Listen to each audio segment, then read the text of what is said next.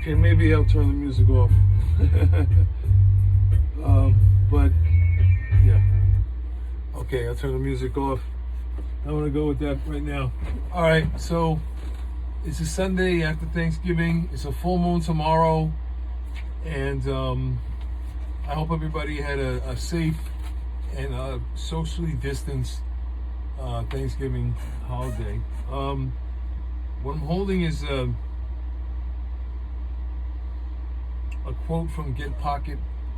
It's a website that curates books and articles, and it's from Bertrand Russell's book, Portraits from Memory and Other Essays. And he had just turned 80. And well, actually, they're quoting Henry Miller here at the beginning. Yeah, this is what caught my eye about this article. This is actually Henry Miller saying this. And I quote, "If you can fall in love again and again," Henry Miller wrote as he contemplated the measure of a life well lived on the precipice excuse me, of turning 80. So if you can fall in love again and again, if you can forgive as well as forget, if you can keep from growing sour, surly, bitter, and cynical, you've got it half licked. You gotta love this. Because that's it. If you can fall in love again and again, think about that. And I'll go back to the song now. And I don't know, I might use something of it in the title, but probably not. Because they keep flagging me but not censoring me for using song titles and stuff like that. So far, so good. I don't know, I should monetize my account. Anyway. Happy Sunday, and tomorrow's a full moon, so if people are acting strange, you know why.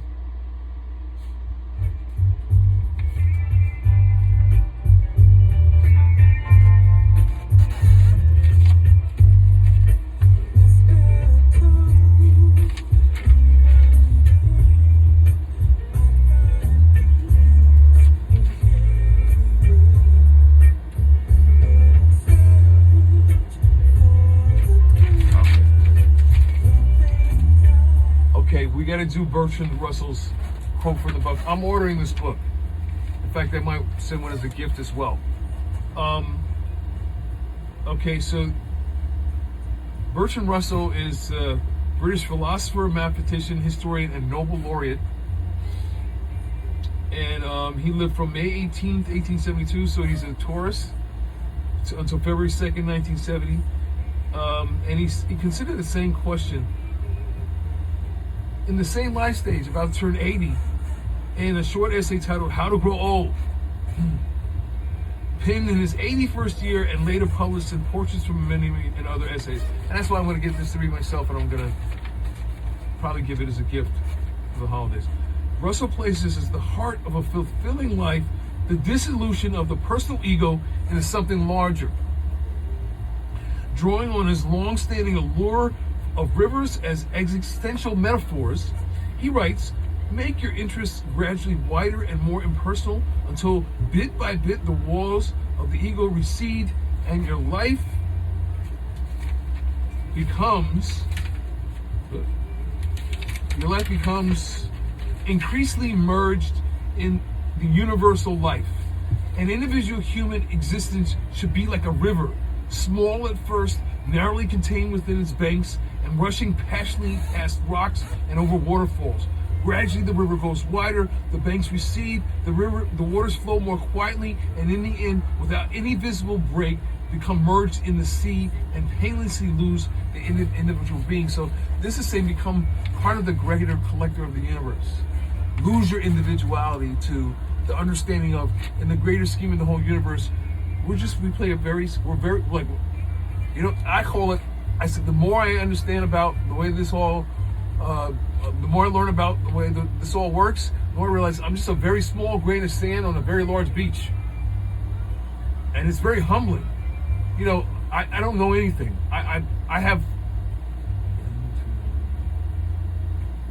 the equivalent of 5 degrees. two of the masters, and I have equivalent of like a PhD plus 16 credits or something like that. And I realized I don't know anything, because the universe is vast and complex and mysterious and beautiful, and it sustains us. And if it weren't for sun, if you had a cut, your skin would never heal. And 99% of the energy on this planet comes from the sun. The other 1% comes from something called dark matter. And it doesn't make sense that if there's an equal balance, equilibrium in the universe, then how could 1% be balancing 99%? 1% dark matter balance the other 99%.